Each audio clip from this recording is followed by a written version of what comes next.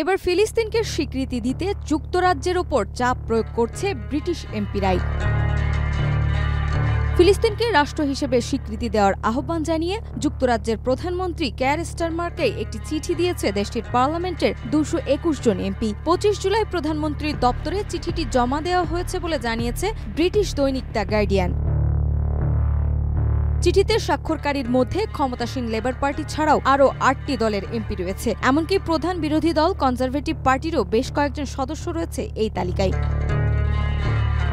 চিঠিতে এমপিরা উল্লেখ করেছেন, যুক্তরাজ্যের একার পক্ষে একটি স্বাধীন ফিলিস্তিনি রাষ্ট্র প্রতিষ্ঠা করা সম্ভব নয়। তবে ফিলিস্তিনের সঙ্গে ব্রিটেনের ঐতিহাসিক সম্পর্ক এবং জাতিসংঘের নিরাপত্তা পরিষদের স্থায়ী সদস্য হিসেবে যুক্তরাজ্যের প্রতীকী স্বীকৃতি ফিলিস্তিনের স্বাধীনতা সংগ্রামে কালার এক্সপার্ট, জর্জ স্যাপ এবং মাইল্ড অন হ্যান্ডস টেকনোলজি সমৃদ্ধ অরিক্স ক্রিস্টাল ওয়াশ আপনার লন্ড্রি এক্সপার্ট আন্তর্জাতিক পর্যায়ে একটি বড় বার্তা দিতে পারে। এই উদ্যোগ আসে এমন সময় যখন ফরাসি প্রেসিডেন্ট ইমানুয়েল ম্যাক্রো ঘোষণা দিয়েছেন আগামী সেপ্টেম্বরে ফ্রান্স ফিলিস্তিনকে স্বীকৃতি দেবে। ম্যাক্রোর ঘোষণার মাত্র দুদিন পরই ব্রিটিশ এমপিরা তাদের অবস্থান তুলে ধরলেন প্রধানমন্ত্রী স্টারমারের কাছে।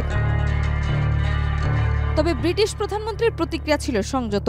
এক বিবৃতিতে স্টারমার বলেন, এখনই ফিলিস্তিনকে রাষ্ট্র হিসাবে স্বীকৃতি দেওয়ার উপযুক্ত সময় নয়। এই বিতর্কের মধ্য দিয়ে আবারও স্পষ্ট হল, ফিলিস্তিনি রাষ্ট্রের স্বীকৃতি প্রশ্নে আন্তর্জাতিক রাজনীতিতে নতুন করে গতি সঞ্চার হয়েছে।